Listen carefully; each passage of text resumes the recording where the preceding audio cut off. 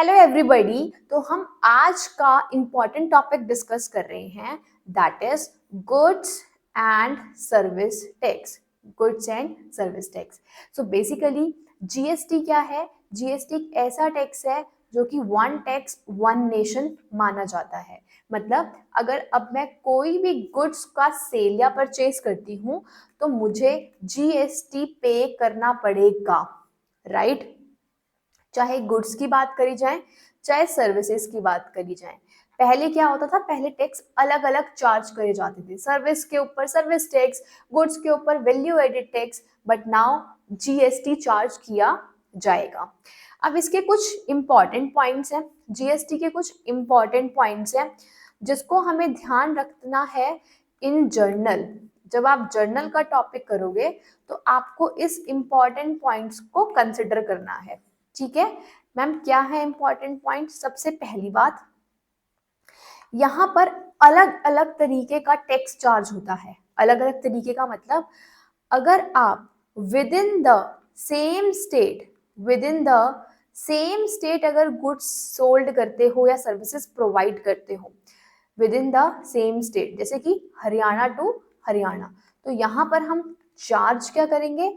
CGST and SGST, that is Central Goods and Service Tax, State Goods and Service Tax। अगर हम within the same state sell नहीं कर रहे, not within same state, not within the same state, तो यहां पर हम क्या चार्ज करते हैं? यहां पर आता है integrated goods and service tax. ठीक है।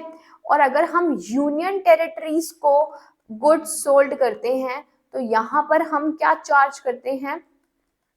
यहां पर हम चार्ज करते हैं UGST, union territory goods and service tax. अब अगर ये मेरे पास 6% दे रखा है, 6% ईच, तो ये आएगा मेरे पास 12%। एंड यूटीजीएसटी भी क्या आएगा? ये यूटीजीएसटी भी क्या आएगा? 12% आएगा। इतनी बात समझ में आती है? हमारे पास दो टर्म्स होती हैं, एक होती है इंटरस्टेट सेल और एक होती है इंट्रा स्टेट। इन दोनों का मतलब क्या है? इंटर का मतलब है आउटसाइड द स्टेट, मतलब इंटरकास्ट मैरिजेस होती है ना फ्रेंड्स। इंटरकास्ट मतलब एक कास्ट से दूसरी कास्ट में। इसी तरीके से इंटर स्टेट सेल का मतलब एक स्टेट से दूसरे स्टेट पे सेल कर रहे हैं। ठीक है। और इंट्रा मतलब with in the same state. तो अगर आपको ये पता चल जाएगा तभी आप अपने क्वेश्चन में ऊपर चार्जेबिलिटी इस पैटर्न के अकॉर्डिंग चार्ज कर पाओगे। तो with in the same state. ठीक है जी, ये था 5 पॉइंट्स। अब होता क्या है, अगर आपने यहां पर इस जीएसटी का मेन पर्पस क्या है? जीएसटी का मेन पर्पस है, लेट सपोज ये एक क्या था, ये मार्केट में इसका नाम है ए, ये गुड्स को बेच रहा है। ठीक है। इसने यहां से गुड्स परचेज करे थे, 100 रुपीज के। इसने प्रॉफिट मार्जिन ऐड करा 10 रुपीज और इसने 110 रुपए के मार्केट में बेच दिए। किसको बेच दिए मैम? मैंने बोला पर्सन बी को बेच दिए। ठीक है, पर्सन बी को बेच दिए। ये परचेज करके आया था, ये इसने अपना प्रॉफिट ऐड करा और ये इसने सेल कर दिए 110 की बी को। अब बी के लिए कॉस्ट क्या हो गई? बी के लिए कॉस्ट हो गई 110।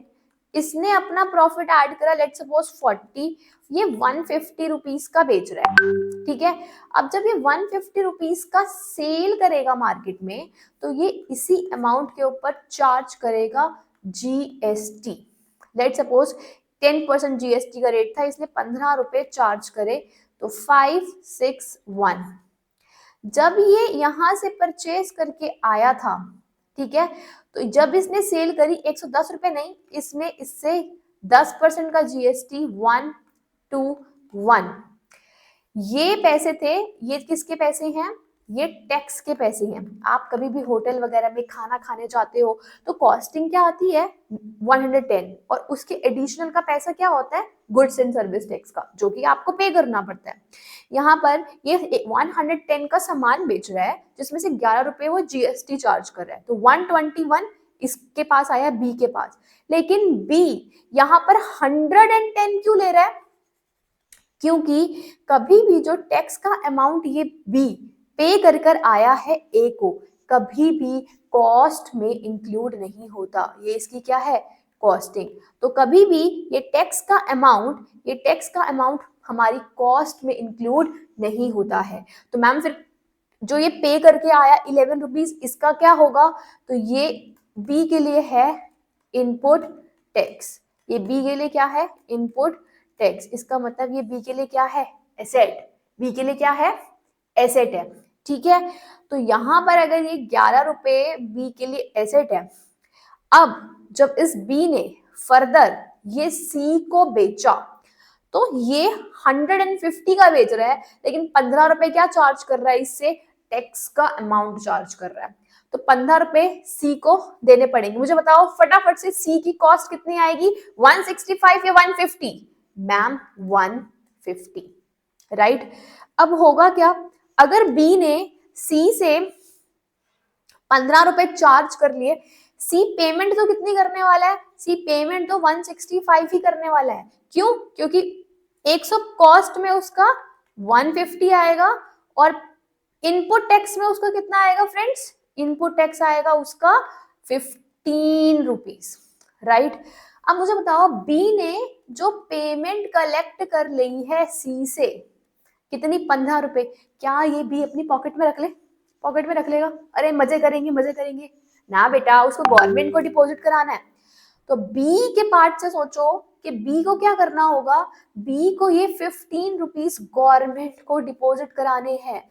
तो इस बी के लिए ये 15 रुपए जो उसने सेल के समय सी से रिकवर करे हैं, ये बी की है output tax liability, output tax liability madam कितनी है 15, बट बी ऑलरेडी पे करके आया है ये 11 रुपए, जो कि उसने कॉस्ट में 110 दिखा, और इसकी बुक्स में आज 11 रुपए इनपुट टैक्स है। मैम इनपुट टैक्स क्या है, एसेट है बच्चा, एसेट है।